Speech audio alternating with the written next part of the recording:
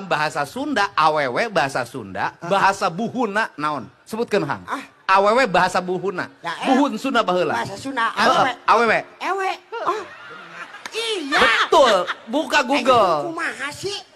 Ari ewe. Mantake ngawinkeun teh dinu bahasa buhun ya Sunda Kulon baheula. Disebutna ngawinkeun teh naon? Ngewekeun. Oh, berarti lamun kita kawin karo undi ewekeun. Iya. Karo apa? Karo sampean ngewe yuk. Orang. Awin jare awin. Mau jare kawin. Nah, ini perlu dijelasin.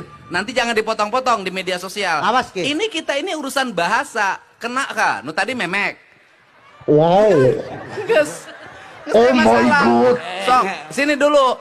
Memek. Jangan jelas-jelas. Dengerin.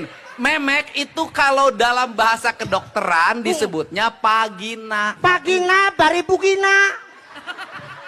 Padahal pagina itu tidak tepat. Harusnya bugina. Bugina karena Dah, wewe. perempuan. Nah. Kalau cowok pagina. Pertanyaannya adalah kenapa kita bilang memek dianggap Wow.